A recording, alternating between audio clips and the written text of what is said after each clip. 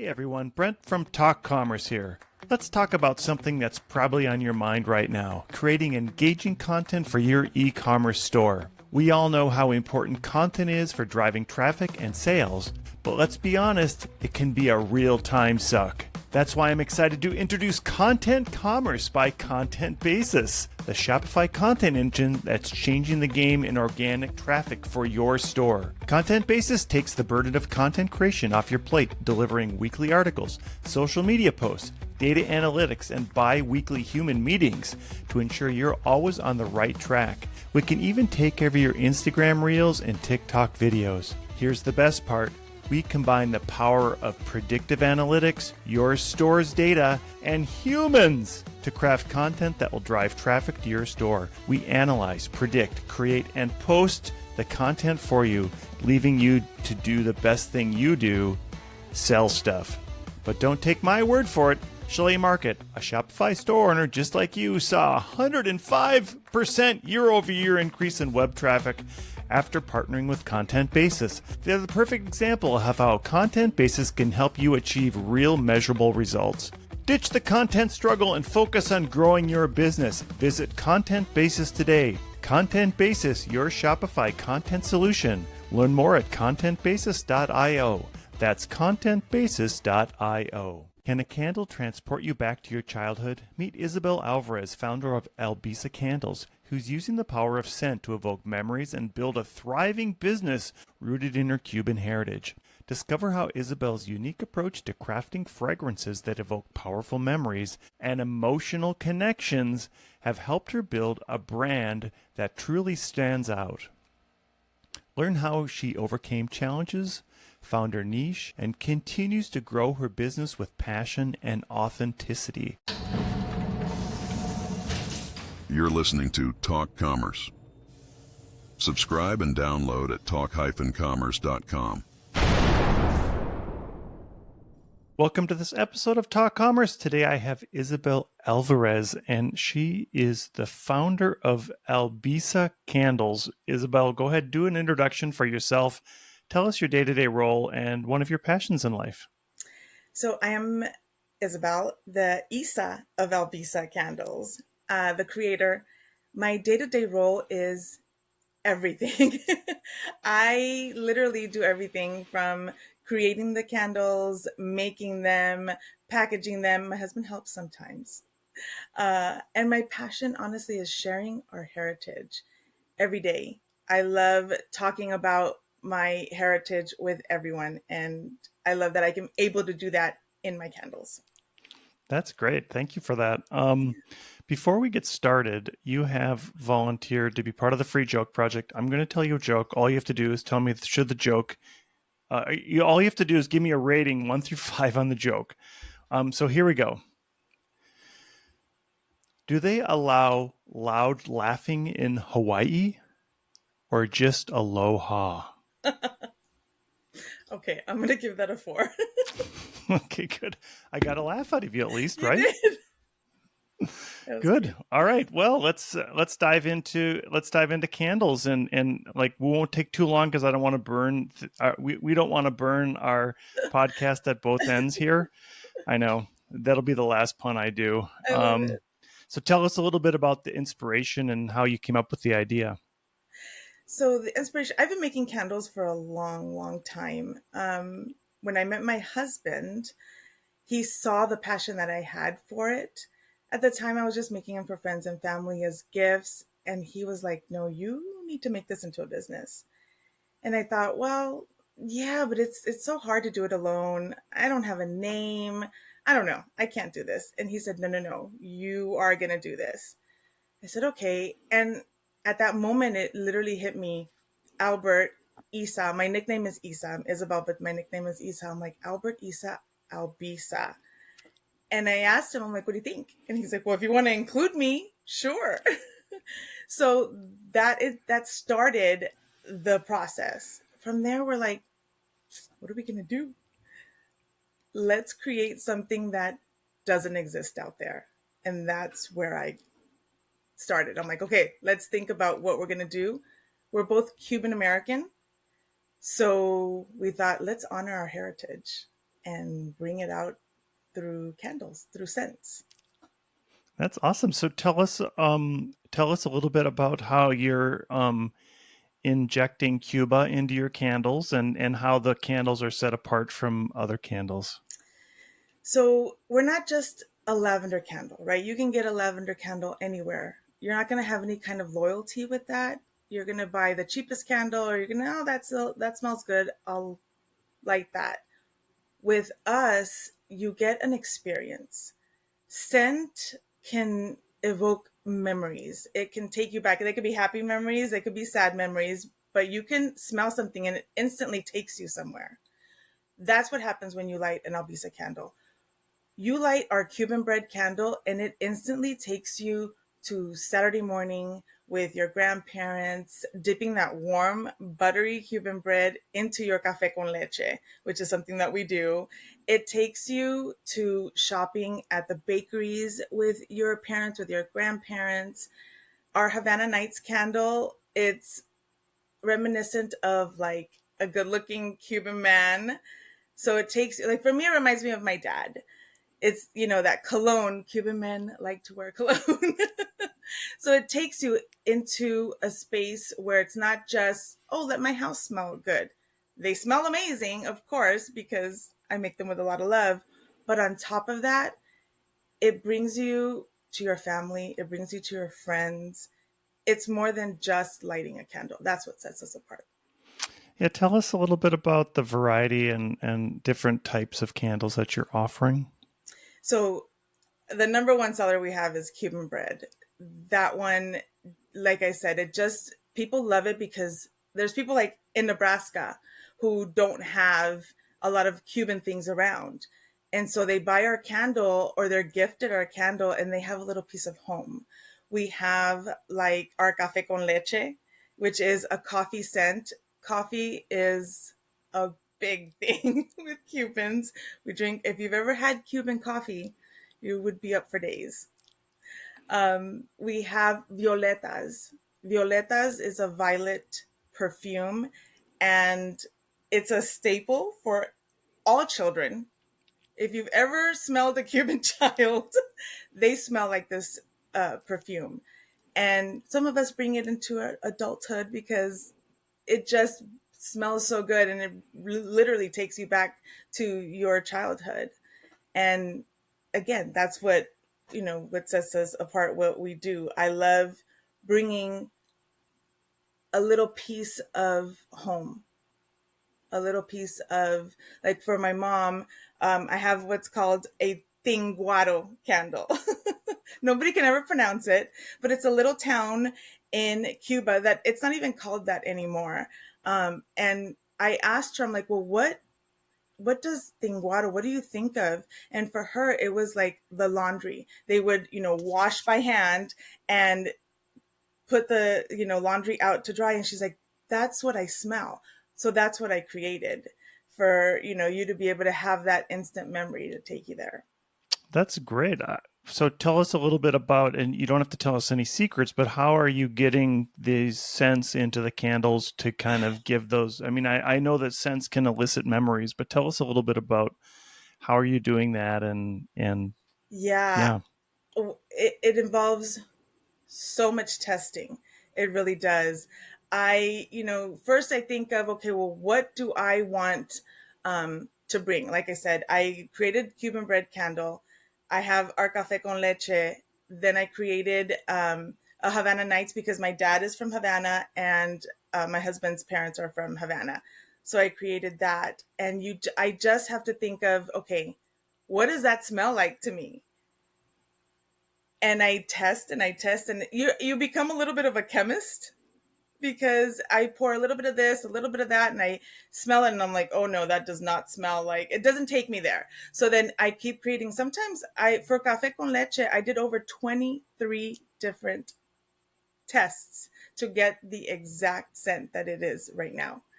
And with Cuban bread as well, it's like, it takes a lot everybody asks like, how do you get that to smell like Cuban bread? Because you can literally smell the butter and the yeast when you light that candle. Wow, Cuban bread sounds like the perfect candle to light when you're trying to sell your house to do a an open house for It people. really is. It really is. It's funny because I had someone who I get so many stories of people, that email me and tell me thank you and just amazing stories from people. One in particular with Cuban bread, a lady who she can no longer have bread. And she bought our candle. And she emailed me and she said, I finally was able to have a good Cuban sandwich. And I was like, oh, okay. She said she turned on the candle. She made her own little fake bread, as she called it. She did everything else, the ham, the Swiss cheese, the pickles, all of that. And she was smelling our candle. And when she took a bite of her sandwich, it literally tasted to her like a Cuban bread, sandwich. And it was amazing. Um, talk a little bit about your entrepreneurial journey. Have you always been an entrepreneur? Is this new to your life? And tell us about how you got in, or how that journey is going. Yeah, it's a tough journey, but I would say watching my father. My father came when he was 15 years old. He was pretty much on his own and has been an entrepreneur. From seeing him, my father has done a little bit of everything. Started many, many businesses, and my parents own a restaurant in San Francisco, and seeing them build something for themselves, it I'm like, okay, I can do this. If they can do this, they came from nothing and they provided me the tools. I'm like, okay, I can go out there. It's tough.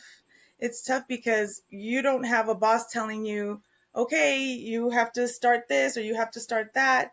You have to do it for yourself. You have to get up every morning. You have to write your own to-do list and actually do it. When you're working from home, it's great. I get to wear sweatpants, but I have to do the work. You have to get up, you have to take pictures, you have to do everything when you have a small business. It can be amazing and tough at the same time. Do you find it a struggle? A lot of entrepreneurs don't find it a struggle to work too little, but they find it a struggle that they're working too much, and maybe their entire day is filled with work. Do you struggle with that? That is probably the biggest struggle I have. Not just all day, 7 days a week. There's not a time off. I'm constantly looking at emails, responding to people, thinking of what am I going to create next? What story, what reel? Nowadays, marketing is difficult, so you have to think about everything. And I don't have that shut off time. Okay, I'm going to create from 8 to 5. I have a 12-year-old. So when he's in school, I get to do things, then it stops. I have to be a mom, I have to be a wife, and then we start again after he goes to bed. Okay. And so I'll run and I pour candles. Usually, sometimes I'm out there like till 2 in the morning. It's a great opportunity because I'm able to stop, go do things at school with him and still be able to run my business. Yeah, that's great. I'm part of the Entrepreneurs Organization. I know that LA has a number of great chapters. EO, it's called. And I know one thing that is often talked about is that ability um, to make sure you're compartmentalizing some of those things so you do get your personal life in it. And maybe a lot of entrepreneurs lean towards, and I was guilty of this as I was a younger father, leaning towards just doing everything in the business because I needed to do it because that's what had to be done, instead of shutting off or making sure you're making time for your family. Um, how does uh, Tell us a little bit about how the candles and your family interact? Do you have your family helping you at all? Yes. Well, my husband does the shipping, but my son is probably the best marketing person I have. He's 12, and so he's grown up. We've it's going to be our 5-year anniversary, and he is always talking about our candles to people. He's always telling them, "Oh, actually, my goddaughter had a little candle in her bedroom that was not Albisa, And he came out and said, Mom, you're going to be disappointed in, Sophie. And I said, why? She doesn't have an Albisa candle. I told her that I would give her one so that she can have an Albisa candle in her room. That's the only thing that she should be lighting. He loves it. And it's a good way for him, instead of just doing chores, he can put labels on things and he makes money. So he loves that. He's involved in all aspects. He can't wait to start pouring. He's not there yet, but he really wants to pour the candles. Yeah, I bet. I'm curious about how that works. And do you have to get the wick in just at the right time at the top? And you're doing this by hand, right? You don't have, do you have some machines that you're doing it with now? No, it's all me by hand. Yes. So you wick the jars first. So they're all wicked. And then you pour the candles in. You pour the wax. You melt the wax, put the scent in. And everything has to be timed perfectly. It has to be the right temperature, everything. You pour it into the vessel and then it sets. He can't wait to do that. I know that. So from a marketing standpoint or from an e-commerce standpoint, tell us about how you chose a platform and how that's going. And I'm assuming the majority of your business is online. Pretty much the majority of our business is online. We do a couple of specialty shows. We used to do a lot of shows, but we don't anymore. It's just the specialty shows that are geared to Cuban people. And you know what? Not just Cuban people buy our things, but yeah, it's the majority online. So you have people who grew up with Cubans. And again, they're living in Nebraska, in Montana, and they have friends that have moved. So they'll buy the candles and they're able to get it there versus, okay, I have to go to California and pick it up. They're able to get it nationwide. And that's the best thing about online. You mentioned earlier about your dad and how he started as an entrepreneur when he was very young. Do you think that the United States gives immigrants like your father this special opportunity to really grow and get a new footing in life and really expand their horizons? Well, it gives them the opportunity to even be able to do that. In Cuba, that's not a possibility. You can have all the ideas and all the wants and all the desires to go out and do it and be able to work hard, and you're not going to get anywhere. Here, he is like, I want that, I will get it. That's the opportunity that the United States gives, especially Cuban people. Yeah, definitely. I have a lot of European friends who can travel to Cuba at any time, and I know there's a resort section in Havana, I think, and yeah, it is a lot different than the normal section of Havana. Have you been back lately, or when was the last time you were in Cuba? Unfortunately, the last time I was in Cuba was 20 years ago. I do have still family there, and not a lot has changed, although they have cell phones now. From the last time I was there, they didn't have it. But yes, sometimes I get really bothered because the pictures that are shown online is a beautiful Cuba. It's shiny, it's vibrant, they've got the old cars, but they're all pretty. That's not the reality of Cuba. When I went, my uncle, I was taking pictures of these old rundown buildings, and he's like, oh my God, that's ugly, it's dirty. And I said, yes, but it's beautiful. It's old, and a lot of them now are falling down. It's not just the pretty shiny things. It's really different, really different. In my previous company, we had an office in Mexico City, and we hired a lot of Latin developers. And I did have 2 developers from Cuba that I hired. And my experience is that you should make a candle that is very loud and boisterous. And I can remember we were all on site with a client, and I could always hear them talking in the other room because they were they were just very pronounced. And it's a fast Spanish, it's more like, it's not like Mexico where I can somewhat understand it. It's very quick and Are you planning on a fast candle, a You know, fast loud that's a candle? good idea. I am very loud. I am known for being loud. As a matter of fact, I was at my goddaughter's wedding shower, and I went up to the DJ to ask him for something, and he's like, "Oh, are you the aunt?" And I said, "Well, I'm the godmother." And he's like, "The loud one?"